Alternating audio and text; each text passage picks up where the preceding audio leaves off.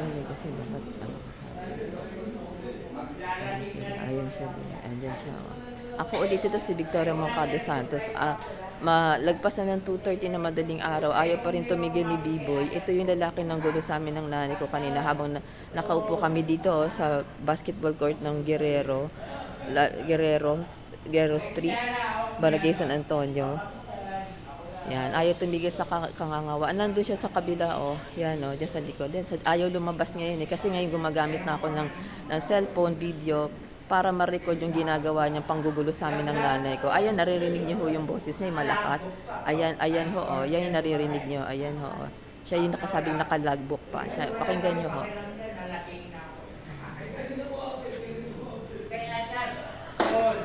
Ayaw niya hong lumabas ngayon kasi gumagamit na ako ng cellphone ngayon na may video. Nagtatago na ho siya. Ayan ho siya ngayon. No? So nakikita niyo ho ngayon, talagang ayaw na hong lumabas. Samantalang 2 beses akong kinumpronta niya ngayon madaling araw. Hindi ho kami lumalabas ng basketball court kasi baka ho mamaya saktan niya ho kami ng nanay ko. So dito lang ho muna kami. Ayan ho, narinig niyo, may nagsasalita doon sa dilim. Sila ho yung grupo ho nila. Sa kung sino man ang andito ngayon at nakakarinig, testigo ko ho kayo. Wala ho ibang lumalabas. Wala ho kami ibang kasama dito, kundi yung mga nagmamalasakit. Ayan, sila lang po, oh. Sila lang po yung nagmamalasakit. Ayan po yung batang lalaki, yung babae, anak ko yata ito, alam ko anak to ni Rie. Sila lang ho nagmamalasakit sa amin dito. Pag may nangyari ho sa amin, sila lang ho pwede niyong tanungin. Ayan, oh. Yan, wala na sila Ate Garrett, pumasok na. Yan lang ho. Yan lang ho. Naririnig niyo pa rin yung boses niya, ayaw niyang tumahimik. Ginugulo ho talaga kami. Nagpaalam na ho kami dun sa Barangay San Antonio na dito po muna kami. Wala ho masama kung nakaupo kami sa gabi dito. Hindi ko ho alam kung ba't pilit kaming ginugulo ng mga lasing na yan. Ayan ho siya, nagpapatugtugo sila ng musika ngayon.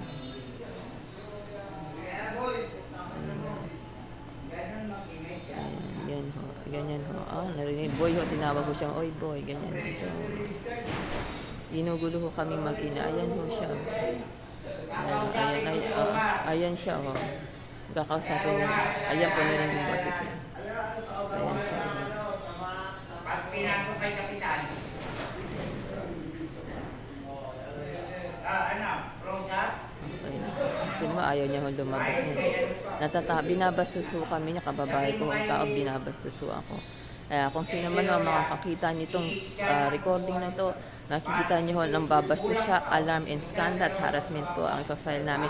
Not to mention, sinuntok niya ho yung bag ko para bisitin kami ng nanay ko. Provocation po yun.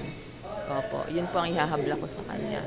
Kasama niya po yung mga barkada niyang umiinom, andyan po sila, imbis na po awatin siya, hinahayaan lang po siyang manggulo. Yung lalaking yan, yung naka-gray, yan kuya, di ba nakita mo yung kulay pink na yan? Kagabi pa niya kami tinanong kung ano daw ginagawa namin. Nagulat ako, nandito na naman siya, at imbis na awatin niya si B-Boy daw ang pangalan na sinabi, hindi niya inaawat. Lalo hinahayaan lang niyang saktan kami. Kasi sinuntok ko yung bag ko, itong bag ko, ito yung hawak ko po, yung medyo malaki. Tapos talagang aambahan niya ho kami. Kaya ho napilitan na ho akong i-record yung nangyayari. Ayan ho siya. Ayan po siya po. Yan. So, yan po si B-Boy. Siya po yan. Sige po. Bye-bye. Kilala niyo na ho siya ha. Ito po yung lalaking tong anding inaawa. Ayan po. Yan. B-Boy po pangalan niya. Buti ho lumabas. Ayan, nakita niyo na po. Binibisit talaga kami. Hindi ho namin siya kilala. Basta lang ho lumabas siya dito para guluhin kami. Okay, yan po. Sige po. Salamat. Gagalito ba yan?